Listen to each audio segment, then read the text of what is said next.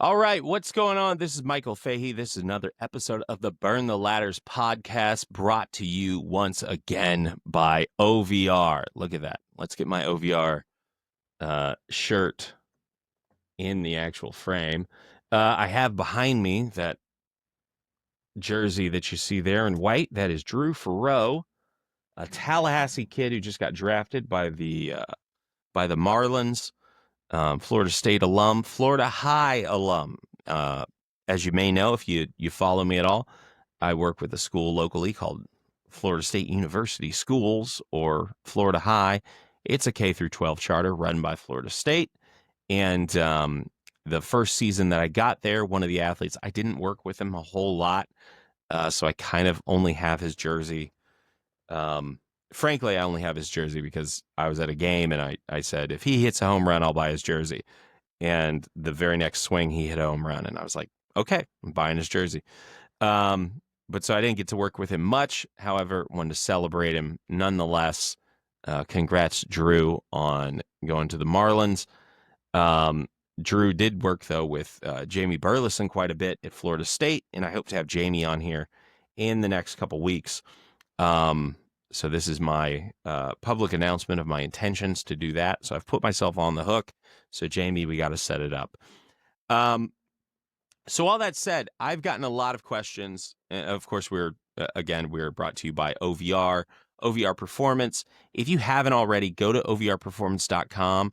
Go check out the Sprint, the timing gate system that we just dropped. It is super affordable. And like all of our products, despite the fact that it's affordable, it has all of the high-end options that you would ever want and a more simple interface and means to use them. Okay, so you don't need a D1 budget and you don't need a sports science degree to start getting into using technology to augment and gamify your training. OVR Performance, gamify your training. That's what we're all about. So with all that out of the way, today I want to talk about something that I get a lot of questions about, which is the Olympic lifts. All right. So I know, for some people it might be cliche. It's every couple weeks they kind of pop up. Someone says something about Olympic lifting. I'll be honest, I've been that person before who said something about Olympic lifting. But Olympic lifting within strength and conditioning is always a hot button topic. And I wanted to go ahead and sort of lay out some of my views on it, right? The sort of problems and opportunities that I see for Olympic lifts, and how they are sort of broadly applied. So, with that said, I want to start, as I am prone to do. Of course, I'm going to start with a story. And that story is of one Louis Simmons. Now, you may have heard this before, but it's one of my favorite Louis stories. And it's one of my favorites because it is emblematic of this thing that Louis used to do, where he would tell you stories like he was sort of like he was telling a riddle, right? He wouldn't tell you the whole thing. He would kind of tell you half the story and then gaze upon you, look at you sort of in the way that a clever troll in a fairy tale would after, like laying out this sort of trap of a riddle. And if you got it, if you showed inclination that you understood what he was putting down, then he would sort of extend the conversation with you. So I loved it when he would do that. If you didn't get it, he would kind of just move on to the next thing. But I loved those moments where he'd say like half the idea, and then you would kind of give some hint of, almost like a speakeasy of like, yeah, I understand what we're talking about. And then, his eyes would light up and you would get to have this sort of full conversation with him on the backside of that. But so anyways, this story, it starts very inauspiciously. Louis, when he was 12 years old, and if you haven't seen West Side vs. the World, you can go watch that and hear more about this. But when he was 12 years old, he sort of, really discovered or came into contact really with strength training. He had I believe it was his cousin who had a weight set, and he became, started to become obsessed with lifting. Just, you got to imagine back then, there's no internet, there's no cell phones. Louis grew up, in sort of rough neighborhood with, little finances, and so he just sort of, his world was sort of the space that was like a lot of kids back then, sort of in the pre-internet era. His world was, that which he could walk to. His world was just whatever was laid out in front of him by chance. And weights ended up being one of those things that very early on he grabs onto. So at 12 years old, he's basically untrained, and he sees weights, and he does everything, that he can think to do with these weights, and he's doing them every day. And not long after, he finds down the street from him, within walking distance, but on sort of the edge of his neighborhood, there was a gym that had some Olympic lifters in it. So he goes there and he sees, and he's recently become, you got to imagine being in his shoes, that you've recently become aware of the wonders of the iron, the wonders of weightlifting. And now you see a place where people go and they congregate and they do this thing that you've just discovered. They start weightlifting. And you see, like, all these guys are older, they're better at this, and you start wanting to do that and to emulate that. And so he goes to this gym and he starts weightlifting, and in this sense, I'm meaning that he starts Olympic weightlifting. And he's doing the clean, and he's doing the clean and jerk, he's doing the snatch. He's trying to learn the things, because of course back then powerlifting was brand new. For those who are unaware, powerlifting didn't become sort of an organized sport. It wasn't a real thing until the 60s, right? So powerlifting grows out of the 60s. Bodybuilding wasn't nearly as big as sort of what we know modern bodybuilding to be. It was bigger than powerlifting. It was more established in powerlifting, but people weren't real familiar with a lot of these things. Strongman was probably still 15 years or so away from becoming kind of the organized sport that it is now. And so Louis looking at the ideas of weightlifting that he knew about, which was what had been presented in the Olympics. That's kind of the image that we all saw back then. And I say we, I was there's 20 plus years before, I came around this earth, but, that's what was normalized to him. That's what the expectation was. So he starts, Olympic lifting, and pretty quickly, at 12, he discovers weights and he starts lifting like every day. Again, it's just like, it's a thing that he had access to. And so maniacally, obsessively, he starts doing it. And at 14, he tells a story that at 14, he clean and jerks at a school assembly, sort of a, almost like a display of talent. At a school assembly, he clean and jerks 260 pounds. Pretty good for a freshman. I mean, that's to clean and jerk. That's impressive. But not only does he clean and jerk that, and not only is he a freshman, he's only 140 pounds, so he's still relatively small. Now, at 5'5", that's a pretty stout freshman, right? I got a lot of kids now who are like 6'1", 140 pounds. Pitchers and wannabe wide receivers and stuff who come in and they look like if the wind blew too hard, they'd float away, and they're 140. So at 5'5" as a fully grown man, he was potentially even shorter than that. So he's a well put together freshman, but still, that's a great, nearly 2 times body weight clean and jerk at that age.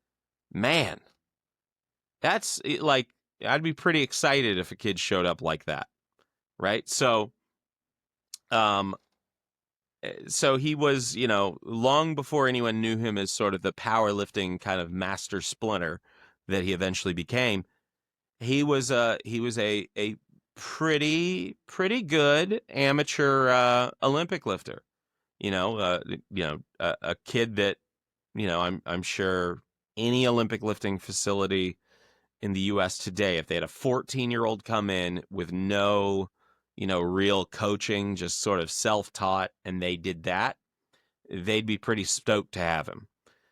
And he says that back around that time that he was squatting, as a freshman, he said that he squatted 400 pounds, right? And if you think about it, that kind of makes sense, right? There's sort of an adage with the clean that you can, assuming you have proficient technique, you can only really clean about 85% of what you can front squat.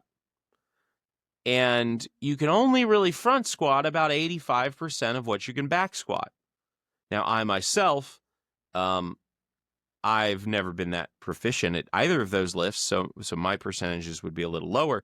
But all that is to say that if you can clean 85% of your back squat, and your back squat is 85% of your front squat, or if you can clean 85% of your front squat, and your front squat is 85% of your back squat, then sort of the upper bounds, we'll say, maybe not a hard ceiling, but the upper bounds of what you can clean is about 64% of what you can squat, right? So that 260 number, because typically people can clean a little bit more than they can clean and jerk. So let's say that maybe he might have been able to clean and jerk, or to just clean perhaps 270, maybe 275, maybe a little higher. Probably wasn't cleaning 300, in any circumstance.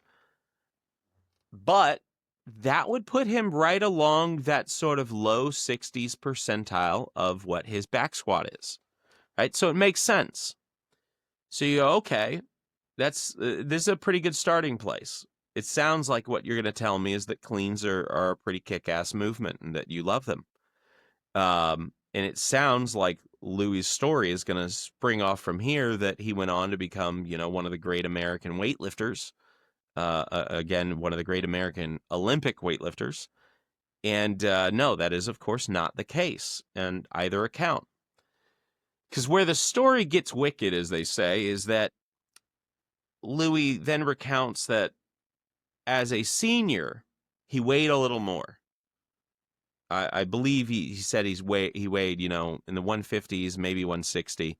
So he puts on, 15, 20 pounds. He weighs more. Goes from freshman to senior. Well, it makes sense that you would probably weigh more. He tops out at that 5'5" number, so he never gets real tall. So it's not a huge weight gain because he doesn't have a huge frame. But you would expect, well, by then, what did he squat? It was probably crazy. Well, it was only 410 pounds. So he actually gained more body weight than he did weight on his squat. And that's kind of a head scratcher, right? And, again, this is teenage Louis Simmons. So this is not the guru, answers to every riddle Louis Simmons that we all came to know and love. This is the young kid trying to figure it out. This is the child starting the journey. And it's also interesting, just as a side note, for me to think about that a man who we eventually came to see as Louis, that guy had to start, that guy who had read every book and knew every answer, he had to start as a clueless child. To me, there's something very inspiring and very powerful about that idea that, like, we all kind of start as clueless children. Whatever we go on to build after that, we all have to go through that odyssey of learning and experiencing and experimenting on our own. We all have to build sort of the resume that gets you to the top of the mountain.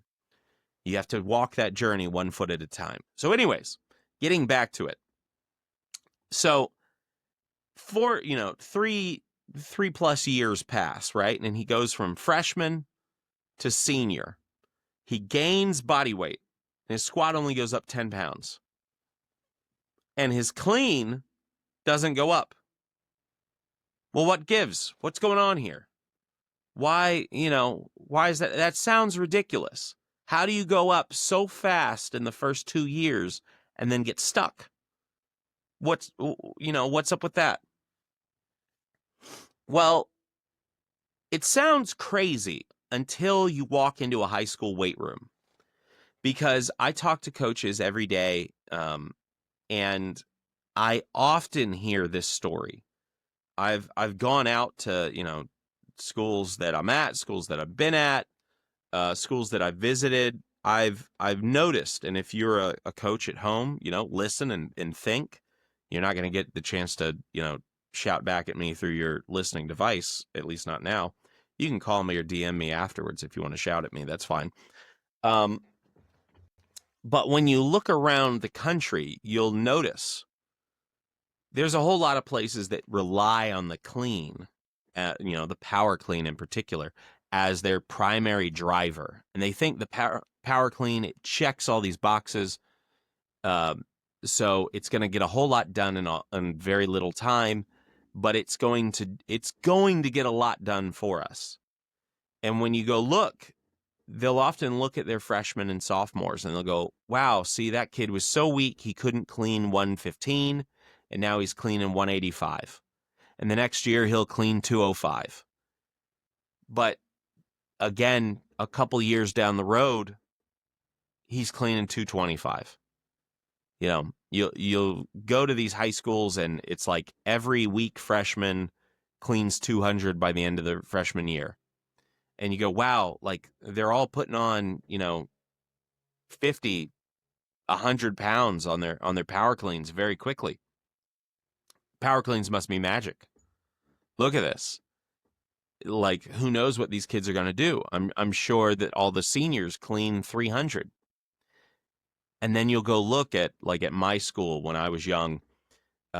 We were a powerlifting heavy, or a power clean heavy school, and we had a big leaderboard up on the wall, and we called it the Big Cat Club, right? And if you could clean 200 pounds, you got on the wall, you got up on the list of the Big Cat Club. And every 25 pounds, there was another sub club, right? And so you were trying to get, if you got to 225, then they give you a shirt. It'd say 225 Clean Club, Big Cat Club. And if you got to 250, they'd give you a shirt that said 250 Big Cat Club. So every year you were trying to get a new shirt. But what I noticed even back then was everyone got to the 200 mark, and they'd get there pretty quick, within a few months, maybe within a year and a half, but even your wide receivers and your DBs, they were getting to 200. But then you'd look at the 17 and 18-year-olds and you'd go well, where are they? They must all be at 300, we must all be going up, at least 25 pounds a year. That's only 2 pounds a month. That's not that hard, right? That's not that crazy. That's not an overly ambitious goal, right? That only means that you're hitting an actual measurable PR once every 2 months. To be able to put 5 more pounds on the bar and actually see that your number has gone up. But that wasn't what was happening. What was happening was that guys were getting to the end of their sophomore year, and their number was not really going up anymore after that. And then their last, sometimes their last 2.5 years, they were just sort of spinning their wheels. Or maybe they'd go up another 10, 15 pounds. Maybe somebody would go up 25 or 30 every now and then. But a lot of guys just kind of got up over that 200 hump and then got stuck. And if you looked at their squats did the same thing. And when you looked at how they set up and prioritize their training, this is what took me back to the Louis story. Early on, Louis didn't know a whole lot. When he was that just young child starting the Odyssey, he didn't know a whole lot about training. So he squats 400 very quickly. And before he learned, how to do the Olympic lifts, he was squatting, he was benching, he was doing those kinds of things. But as he got more into the Olympic lifts, he was squatting less. It was a smaller proportion of his training. It was less of a focus of his training. And as he got better at the clean, he did get better at squatting for a little while. But then something happened, and the clean was no longer heavy enough to drive his squat up. And his clean could no longer go up because he wasn't strong enough to clean anymore. And this creates this interesting paradox that I think a lot of coaches don't really consider. They see sort of the dynamic visual of a clean, and they go, well, that, and they've heard the sort of mythology emanating out of, the long lineage of like Nebraska and Boyd Epley, that, like the clean was the godfather of all exercise, and the clean would, if you could do your cleans right, that would solve all your problems, right? But Louis's clean got stuck because the clean didn't make him strong enough to continue advancing his clean. And the clean wasn't heavy enough to continue advancing his squat, right? So he couldn't clean anymore, in essence, because he couldn't squat anymore. But he was looking at the clean as being his primary driver. And so the clean was limited by his squat, and his squat was not being pushed because he couldn't clean enough to push his squat, which is sort of the paradoxical relationship that exists. You can't out-clean your squat. You can only clean about 64% of your squat. So when you start to max out that 64%, the answer needs to be, well, you got to get stronger. And therein lies half the problem. Cleans, snatches, doesn't really matter what variation. They are sort of inherently, because the weight has to go from a low position, low meaning like, that your arms are down, essentially. That's what I am meaning here. I'm not speaking as though this is just assumed language for anybody. But you have to go from some sort of a arms hanging position to either the weight up in a rack position or the weight up overhead in a snatch. That's a dynamic, meaning a relatively fast movement that has to occur. The bar has to displace and it has to move like that. So because of that, you can't slow a clean down enough for it to be, and snatches are even faster than cleans, so everything that I'm saying right now also applies to the snatch. But you can't basically do cleans slow enough to make you stronger, at least to efficiently make you stronger, or to continue to drive adaptation beyond a relatively novice point, right? Very quickly, that disconnect happens where your clean is no longer heavy enough to improve your squat, right? So your clean no longer is it no longer allows you the opportunity to create mechanical tension, you can't create tension that's going to force your body to have to adapt in response to get stronger. You have to pick an exercise that's going to forcibly slow you down more. And that's why squats are, that's one of the advantages that squats have over cleans. So when you look at that and you go like, well, why do a lot of people's cleans stall? Well, they simply aren't strong enough. And the clean won't make them stronger. So you have to do something else, and you have to devote a significant portion of your emphasis to that other thing. You have to get enough frequency and enough intensity with something like a squat, right? So your squat can help you drive up your clean, but a clean without driving up your squat will get stuck. It'll get stuck in the mud. And you see this bear out, because it's true. You see it bear out that, go look at some of the best Olympic weightlifters in history. Man, they got massive quads, they got massive glutes and hamstrings, and they squat, man. They pretty squats, deep squats, big squats. They can squat, right? And then you go into high school weight rooms around the country, and you see this emphasis put on the clean, and sometimes they're hardly squatting at all. And you look around and you go like, wow, you don't have any freshmen who really struggle with the clean, but you also don't have any upperclassmen who are very good at the clean, because they're not getting strong enough. So they're learning the movement, but then they're getting stuck, right?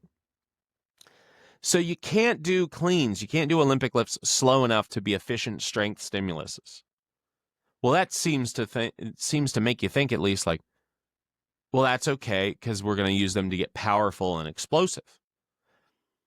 And this is the other side of sort of the problem with cleans, is that while they can be done fast enough, to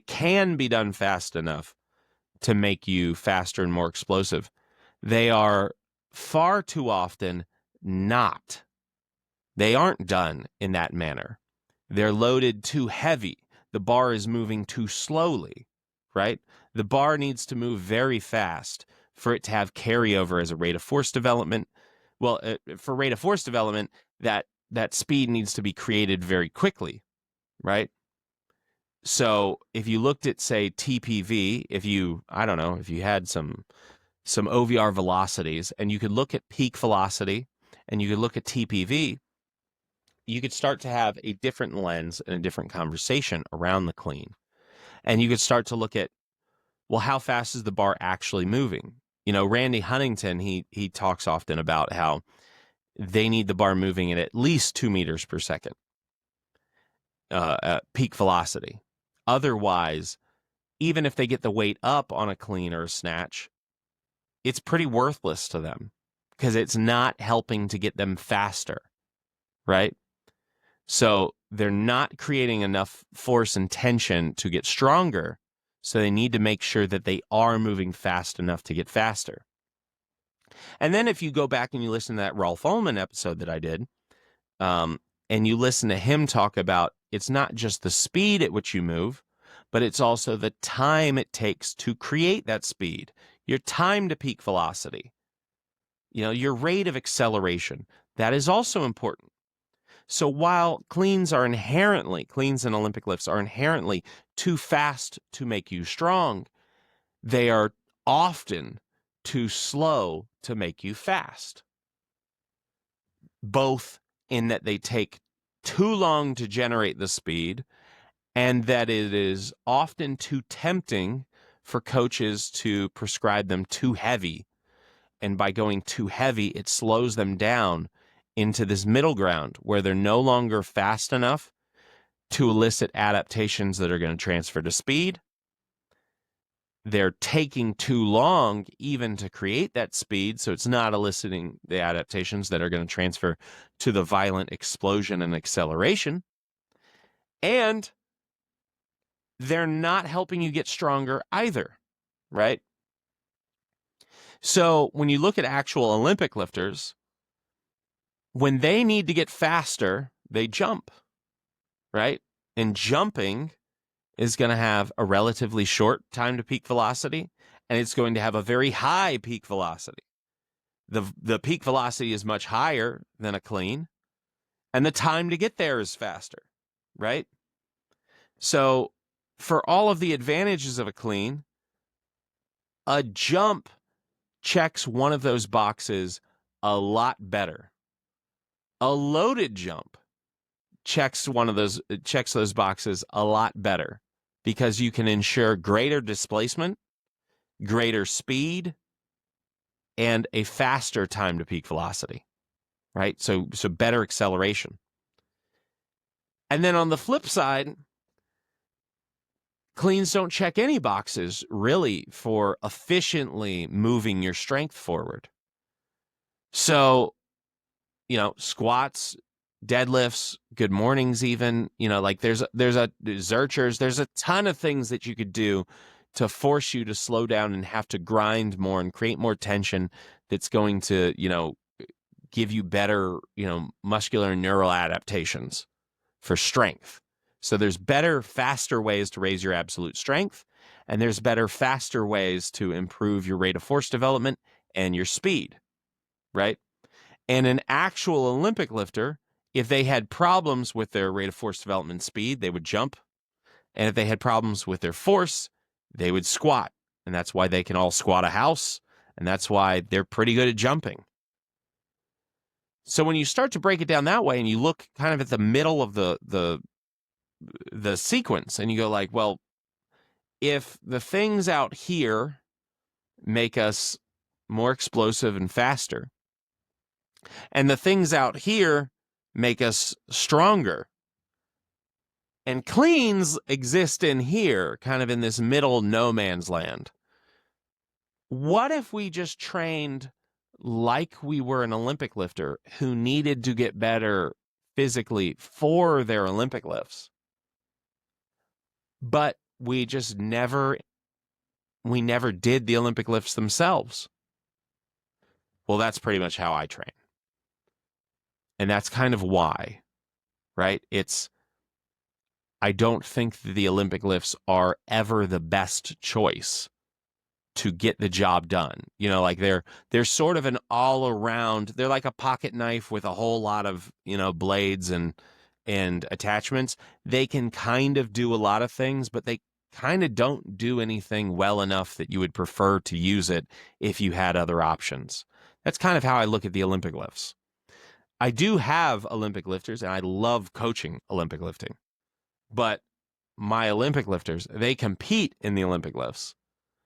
And everything that we do with them is in regards to what builds their skill for the platform, but we still build their strength and we still build their explosion the same way that we would another athlete. We then just add in skill work and drills, and we build their skill as an Olympic lifter sort of separate. So it's still using bars and plates. It still happens in the weight room, but we look at that almost as practice. That's just practice. That's just sport practice, right? Then we've got our physical preparation and training, and that looks very much the same as our other athletes. Everything that I'm saying, like the sort of, when you understand the back history of the clean, or rather, before I get into that, I want to also make the case of, well, if you are into cleans, like how, if you are into cleans, you are into snatches, how would you use them, right? And again, I would say you take a device like the OVR Velocity and you start to look at what problem are you trying to solve with your cleans, right? So number one, you would want to make sure that peak bar velocity is high enough, right? Just as a very baseline, 2 meters per second. 2 meters per second peak velocity. You have to at least be over that to have a shot, really, at creating, the adaptations that are going to make you faster at other athletic movements. But even beyond that, the faster your kids get, the more you want to scale that up. So if I've got a kid, if I've got just an average JV kid or an athlete who's just sort of like run-of-the-mill, non-sort of special, just average kid, the first baseline I'm going to look at is 2.0 meters per second. Are they hitting at least 2.0 meters per second? Because they might be able to finish a clean at 1.6 meters per second. But again, we don't know that would make them any better at anything. So we want to target the kid's aim towards how much weight can we lift over that base threshold, right? And we want to keep that base. If that base threshold is high enough, then it is probably going to have significant carryover to the field, right? I would still rather do a loaded jump, but this is the case to me of how to start looking at a clean or Olympic lift as a tool that you can utilize where that sort of argument and premise makes sense top to bottom, right? So, number one, looking at, is it fast enough? Likewise, if I got a kid who, runs a 4.5 and a sub 11 100 meter, I need something even faster for him because his fast and a slow kid's fast are not the same. So I might be telling him, hey, I want you going, 2.5 meters per second. You're going to be even faster. Now, that's going to make the weight lighter, right? Especially initially. But it's going to challenge him to have to actually coordinate this movement, right? But then even beyond that, we want to make the actual exercise itself tailor even more to what we're looking for. So if we're looking for like rate of force development, not just the speed, then we also want to look at like the time to peak velocity. Is that time to peak velocity short enough to have carryover to what we're doing out on the field, right? So I want to look at, like, is his time to peak velocity, is it, if I want to have transfer to a few steps down the road, is that time to peak velocity going to be shorter than, say, 0.2, seconds, 200 milliseconds? Am I under that?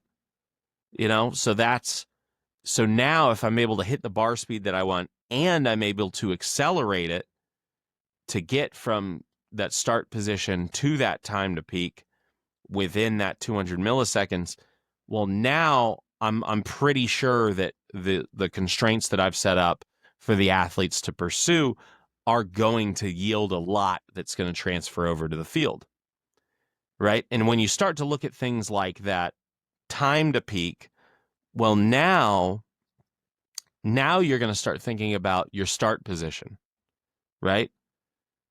Does it make a lot of sense to be doing, say, a power clean from the floor, because that's going to have such a long sort of ramp up to eventually hitting the gas and going? That's not going to help your rate of force development as much as, say, a hang position. Starting from a hang, that's going to be a sharper acceleration. And then starting from the hip crease, that might be even sharper, right? So now, because of the feedback that something like the OVR velocity would provide us in being able to see both peak and time to peak, as well as EAI is going to give you, again, it's almost like RSI, but for a barbell. So it's going to automatically give you a context of how valuable was your speed relative to how fast did it take you, how long did it take you to create that speed, right? So now, by infusing VBT into it, we can maintain on multiple different fronts. We can maintain some idea that our exercise is actually serving something for us. So all of that, again, for me, that's a level of complexity that I just don't think is worth it. And even still, I think that I can get better adaptations through other exercises. So I'm going to do those other exercises. However, if you are someone who is hard and fast, kind of married to Olympic lifts, and they're working for you, no power, or, all power to you. But there's still now ways to further augment the efficacy and the transfer of those exercises even more. There's ways to get even more out of it. And something like, again, the OVR velocity, because of time to peak velocity, because of the EAI, that's going to give you a means to do that and make sure that your cleans are actually snappy enough that they're doing something, which, again, a lot of coaches who don't have the means for feedback devices or who don't have sort of the really like that broader context of why is it that we're doing these, they might just look at the weight on the bar and go, there's not a lot of weight on the bar. These kids aren't trying. I'm going, like this is soft, and they're not going to push them, or they're going to feel uncomfortable rather by seeing kids whipping around light weights, which also, if the kids aren't using, if they're using lighter weights, there is going to be, unless you have a feedback device, unless you can gamify it and create a score on there, there is going to be a loss of incentive. There is going to be a loss of intent, right? And this is what also goes back to, with jumping, especially whether you're using a box, whether you're using the OVR jump, when you have any means of feedback, that intent is going to stay very high, which is going to help you get those faster adaptations. When you're, squatting and you can go heavy, you can go heavy. That's the advantage of the squat. You can go heavy. You can get slowed down. You can actually use it as an efficient strength stimulus that's going to continue month after month and year after year, driving your strength up significantly. Those are advantages that, again, a clean just doesn't have access to. A snatch definitely doesn't have access to. But there is a way, there are ways to make your cleans transfer more, to make them sort of a more thoughtful selection for whatever it is that you want to do. And then additionally, all of this, another sort of point that I like to bring up, and I'd be remiss if I didn't now, is that our fascination in the sports world with cleans stems from this sort of story of Nebraska football. And it stems back from Boyd Epley, and it stems back from Tom Osborne, who certainly the two of them had, this really monumental, run over, 20 years of this run of dominance, this run of, sort of unparalleled success. And they chalked a lot of it up to their weightlifting program, which is sort of the basis of a lot of what we see now in strength and conditioning. I mean, strength and conditioning wouldn't look the same without Boyd Epley and without Nebraska football. But while, Boyd was infamously this huge, proponent of power cleans, Boyd did a lot of interesting things. He kept data on a variety of testing metrics. He was very big into KPIs, and there was a study done by a mathematician from Nebraska years later that was really interesting, because while Boyd Epley kept he kept logs of these KPIs across every athlete for years, they looked at they looked at a few different metrics, one of which was the back squat, one of which was the clean, one of which was the vertical, one of which was the 10-yard dash, the 5-10-5, etc. And then they looked at the coaching data from Tom Osborne, and Tom Osborne had independently, as Boyd was scoring and grading and logging everything on the weight room side, Tom Osborne, his coaches were logging film grades and performance grades on the sports side. And the two never cross-referenced one another. And then sometime after, after both Boyd and Tom Osborne had left Nebraska, a mathematician at Nebraska went back and he looked at these two lists. And he started cross-referencing, and he saw that the correlation, the strongest correlation that they had when you constrain for position groups, the KPI that was most indicative of success on the field was the vertical jump. That across position groups, the vertical jump was a greater indicator of likely success on the field than any other metric that they had. The next best metric was the 10-yard dash. The next best was the 5-10-5. The next best was the squat. Or actually, I believe the next best was actually the bench press, which we can get into another time why the bench press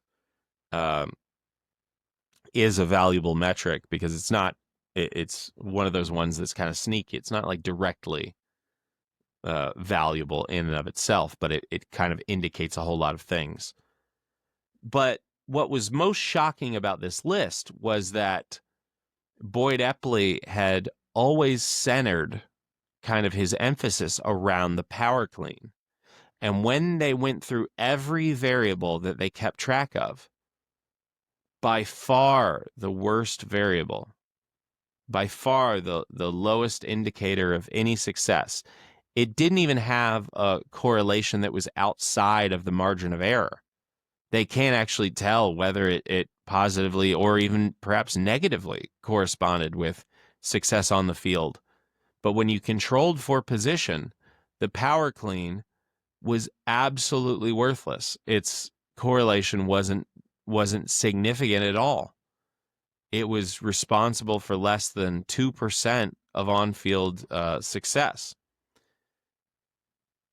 Whereas, the R-squared number for the vertical was, nearly 20 times higher. So this was interesting because when you think about it, like the vertical is supposed to be telling you, your explosiveness in a short period of time and, transfer to your speed pretty well. And the power clean is supposed to be doing the exact same thing. And so literally on this list of, I think it was like 14 variables, the most predictive was the vertical and the least predictive was the power clean. And in theory, these two exercises were basically redundant, right? And that's how important when we talk about especially that speed side, because like the squat was still pretty predictive. So strength was still important.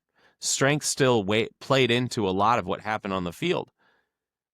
But the vertical told you so much about what was happening on the field, and the theoretical redundant, almost equivalent, the power clean, was telling you basically nothing. It was statistically, it was not helpful at all. It allowed, you could make no, you couldn't make any, you couldn't draw any conclusions or, hypothesize anything based on what the power clean told you, because it told you basically nothing, and that gets back to, while in theory people use the same justification for both exercises, the TPV of a vertical jump is much faster. The peak velocity is much faster. The EAI is much higher. Like, we tend to think that a clean is fast, but the reality is inherently a clean isn't slow enough to be strong, but it isn't inherently fast enough to make you fast. It is often, and unless sort of carefully tended to, it is too slow to make you fast. And when this is actually tested, the data kind of bears this out. This is again, this isn't coming from, I don't know, big loaded jump, the loaded jump bureau, Americans for a loaded jump future.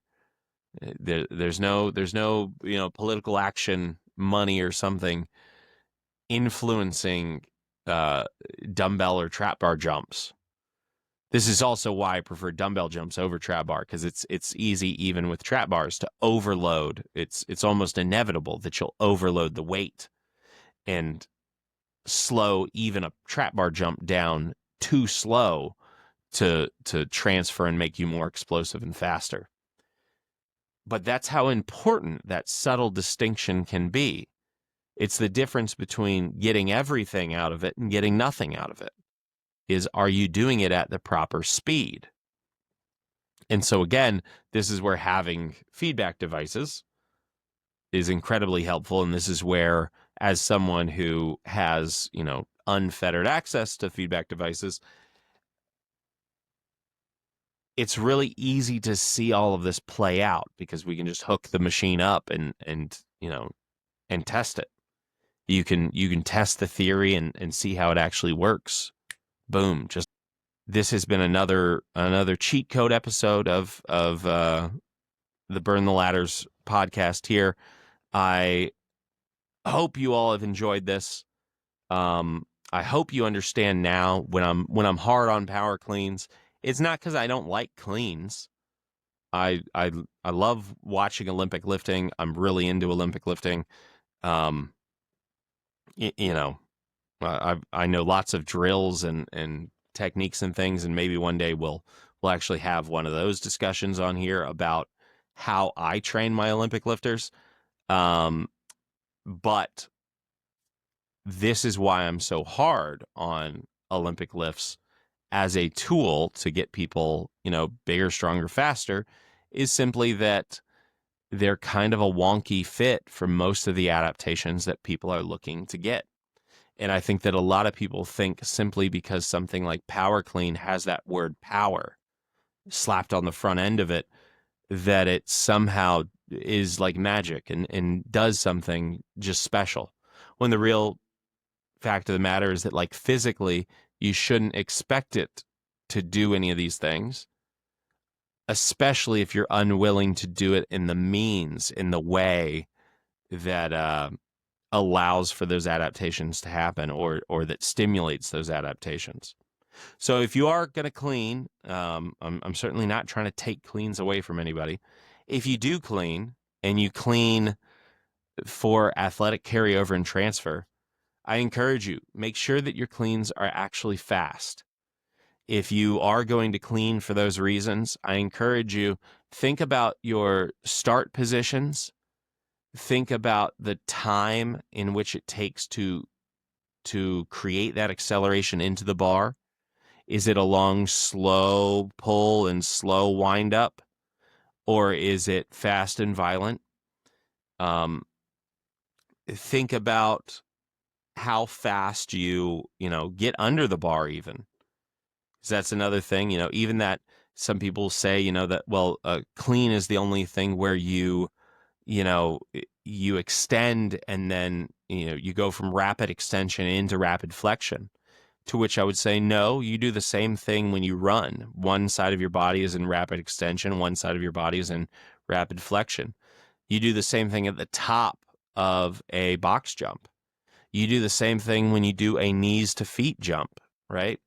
Which I'm also a huge fan of knees to feet jumps, especially for my Olympic lifters. It's one of the best teaching tools. Again, it's a thing that I just ripped straight from Louis. But,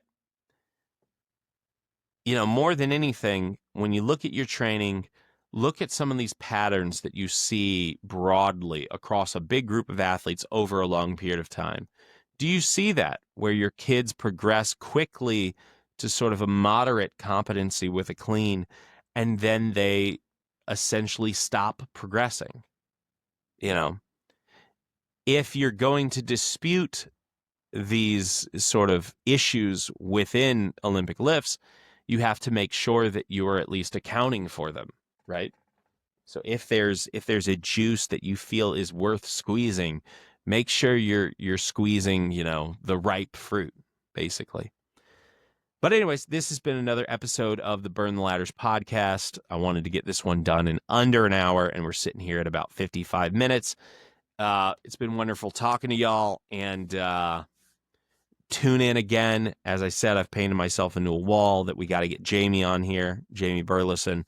I want to circle back around still to some of the guests that we've already had. And we got a few more guests that I've already talked to about getting on here. So apologies.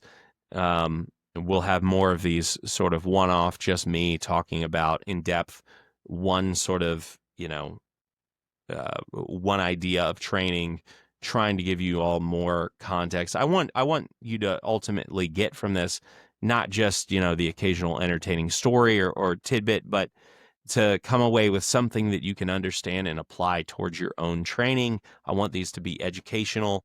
So yeah, until next time, go check out OVRperformance.com.